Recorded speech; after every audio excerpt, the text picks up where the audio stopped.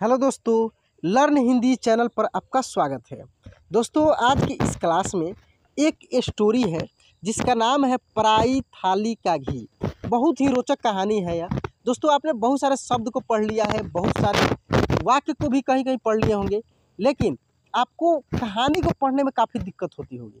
देखिए, मैं एक चीज़ अपने तरीके से बताता हूँ कि यदि आप हिंदी पढ़ना और लिखना सीखना चाहते हैं ना, तो आप छोटे छोटे स्टोरी को पढ़ा कीजिए। उससे क्या होगा कि आपको पता लगेगा कि कौन से शब्द को किस वाक्य में कैसे पढ़ा जाता है। ठीक है, तब जाकर वहाँ से आपका छोटी ई, बड़ी ई, छोटा ऊ, बड़ा ऊ यानी मात्रा क्लियर हो पाएगा। कब? जब आप कहानी को सीखेंगे, पढ़ेंगे। क्योंकि मात्रा का तो अलग अलग आपने क्लास कर लिया है, अब ज़रूरी है कि उसको वाक्यों में जोड़ जोड़ कर पढ़ें। इसलिए दोस्तों, मैं ये सब क्लास आपके लिए रोज़ प्रोवाइड करा रहा हूँ। मैं जिस तरीके से हो पा रहा हूँ पूरा अपना एफर्ट लगा रहा हूँ ताकि आप आसानी से हिंदी पढ़ना और लिखना सीख जाए। तो आइए दोस्तों, बिना देरी किए हुए इस क्लास को हम शुरू करते हैं। इस स्टोरी का नाम है पराई थाली का घी। पराई थाली का घी इस कहानी का नाम है। यहाँ से हम लोग पढ़ते हैं गांव। देखिए, गांव नहीं पढ़ेंगे, इसको क्या पढ़ेंगे? गांव से बाहर निकलते। देखिए, निकलते ही, या देखिए छोटी ई था तो कैसे पढ़े हम लोग? निकलते। सिंपल तरीके से हम लोग पढ़े निकलते। जैसे ही बड़ी ई आया तो कैसे पढ़े? ही। यानी गांव से बाहर निकलते ही सड़क के दोनों ओर, यहाँ पे ओर होगा और नहीं, दोनों ओर दो मकान बने हुए थे। गांव से बाहर निकलते ही सड़क के दोनों ओर दो मकान बने हुए थे। खूब ध्यान से आप देखिए मैं कैसे इसको पढ़ रहा हूँ, आप भी साथ में इसको बोलिए और ये भी चीज़ बारीकी से समझिए कि कैसे किस शब्दों को पढ़ा जा रहा है और किसमें कौन सी मात्रा लगा है, उसका उच्चारण कैसे हो रहा है। क्योंकि मैं जैसे लिखा है उसी तरह के समय आपको पढ़कर बता रहा हूँ।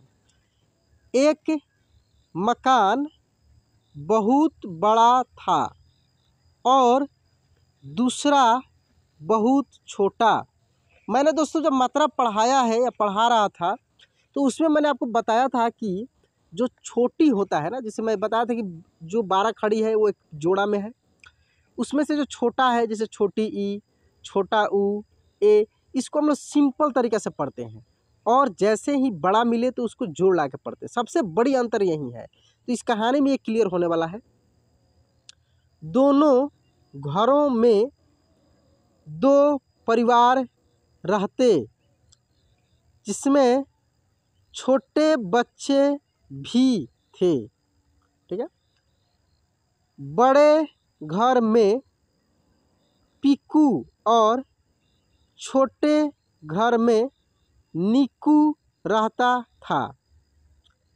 बड़ा घर में पीकू, देखिए इसको कैसे पढ़ेंगे? पीकू, पीकू नहीं पीकू। इसको कैसे पढ़ेंगे हम लोग? नीकू, नीकू नहीं, कैसे? नीकू। दो परिवार अपने अपने काम में मस्त। मस्त सतत संयुक्त है तो मस्त। अभी मैंने आधे अक्षर वाले शब्द को पढ़ाया है तो वहाँ से आप देख सकते हैं मस्त रहते थे। देखिए, आपको कहानी समझना भी है और समझ समझकर पढ़ना भी सीखना है। जब नीकू गलियों में खेला करता था तो पीकू अक्सर घर के ऊपर जाकर उसको देखा करता था। नीकू गलियों में दोस्तों के साथ कंचे खेलता, कभी टायर दौड़ाते तो कभी कुत्तों के साथ खेलते। कौन? नीकू। पिक्कू का भी मन करता कि वह भी उनके साथ जाकर खेलें और खूब मज़े करें, लेकिन उसकी मम्मी कैसे बोलेंगे इसको? मम्मी क्योंकि मम संयुक्त है। तो आधे अक्षर वाले शब्दों में मैंने पढ़ाया है कि सेम अक्षर यदि संयुक्त रहता है तो उसमें जोड़ ला के पढ़ते हैं, मम्मी मम्मी, ठीक ना। उसको जाने नहीं देती। मैं जो भी इम्पोर्टेंट चीज़ है दोस्तों मैं उसको ज़रूर बताऊंगा, तभी आगे बढ़ूंगा। जब कभी पिक्कू वहाँ जाने की जिद, देखिए द संयुक्त है, इसमें क्या है, द संयुक्त है, आधा द है फिर पूरा द है। तो आधा को मैंने बताया था कि या तो आप हलंत लगाकर भी लिख सकते हैं या इसको आधा भी लिख सकते हैं। तो जिद करता तो उसकी मम्मी बोलती कि तुम यहीं अपने घर में खेलो, तुम्हारे पास इतने खिलौने हैं जितने पूरे गांव में नहीं है। पूरे, देखिए इसको क्या पढ़ेंगे, पूरे, बड़ी की मात्रा है। तुम्हारे पास इतने खिलौने हैं जितने पूरे गांव में नहीं है, तुम अपने घर पर ही खेलो, खिलौने के साथ खेलो। कौन बोली, मम्मी बोली, किसकी, पिक्कू की मम्मी बोली। लेकिन पिक्कू का मन तो बाहर उस गली में लगा हुआ था। पिक्कू का मन जो था उस गली में लगा हुआ था। बच्चे अक्सर बाहर ही खेलना पसंद करते हैं, घरों में बहुत कम खेलना पसंद करते हैं। दूसरी तरफ निक्कू जब पिक्कू को देखता तो उसका मन उसके खिलौने, खिलौने हो गया यहाँ पे, क्या खिलौने, लौ में औ की मात्रा है, खिलौने में लग जाता। निक्कू जब पिक्कू को देखता तो उसका भी मन खिलौने में लग जाता। पिक्कू अब यहाँ से पिक्कू अपनी साइकिल चलाता। पिक्कू क्या करता, अपनी साइकिल चलाता। कभी स्विमिंग, देखिए स्विमिंग कैसे संयुक्त अक्षर है, 4 अक्षर वाले शब्द में आपको मिल जाएगा, 5 अक्षर वाले में स्विमिंग। टब में मस्ती करता।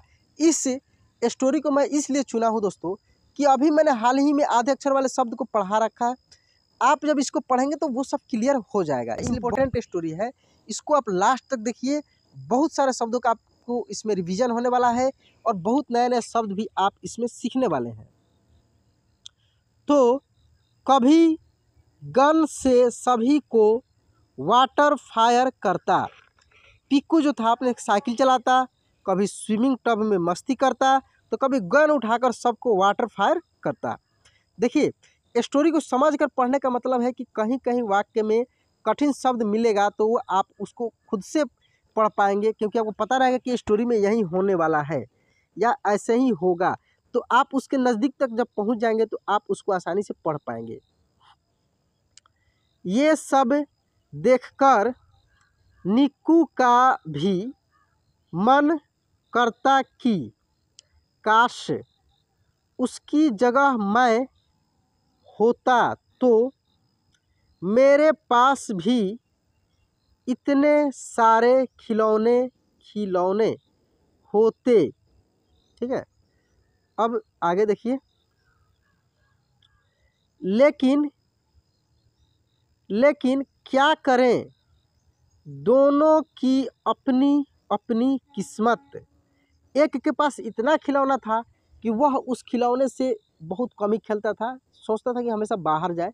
लेकिन एक के पास नहीं था तो उसको लगता था कि काश मेरे पास भी ये सब खिलौने होते। एक के पास खिलौने हैं लेकिन उसको अच्छे नहीं लग रहे, तो दूसरे के पास दोस्त और आज़ादी है लेकिन उसका मन खिलौने, खिलाने नहीं, खिलौने में लगा हुआ है। दोस्तों इस कहानी का उद्देश्य क्या है, इस कहानी से आप क्या सीखते हैं कि आपके पास जो कुछ भी है उसी में खुश रहो। आपके पास जो कुछ भी है उसी में खुश रहो। पराई थाली का घी शक्कर आपको हमेशा मीठा ही लगेगा। सिंपल सी बात है दोस्तों, हम लोग के साथ भी ऐसा होता है। यदि कुछ अपने घर पे बन जाता है तो उतना अच्छा नहीं लगता है, जबकि अगर किसी के घर से आया हुआ रहता है, बहुत हम लोग सराह कर खाते हैं, बहुत मज़ा आता है। तो यही चीज़ है, एक छोटे से स्टोरी के माध्यम से मैं समझाया हूँ। तो दोस्तों आज की क्लास कैसा लगा प्लीज़ कमेंट बॉक्स में लिखकर बताइएगा, और यदि चैनल को सब्सक्राइब नहीं किए तो सब्सक्राइब कर लीजिए, बेल आइकन दबा के ऑल पे क्लिक कर लीजिएगा। सबसे बड़ी रिक्वेस्ट दोस्तों, यदि आप इसी प्रकार के वीडियो और भी देखना चाहते हैं तो आप कमेंट करें, और अगर कहीं पे आपको दिक्कत है तो डिस्क्रिप्शन से मेरा नंबर निकालें, चैनल का डिस्क्रिप्शन से मुझे कॉल करें या व्हाट्सअप करें। ज़्यादातर प्रयास करें दोस्तों व्हाट्सअप से ही बात करना, कॉल नहीं कीजिए, क्योंकि मैं बहुत व्यस्त रहता हूँ, इधर उधर आपके लिए क्लास भी प्रोवाइड कराना, बहुत सारे काम भी है, बात नहीं हो पाती है। तो बहुत सारे दोस्त बोलते हैं कि सर आप कॉल रिसीव नहीं करते हैं। नहीं दोस्त, ऐसा नहीं है, मैं आपका रिप्लाई देता हूँ। ठीक है, चलिए दोस्तों आज की क्लास यहीं पे एंड करते हैं, मिलते हैं अगले क्लास में। जय हिंद।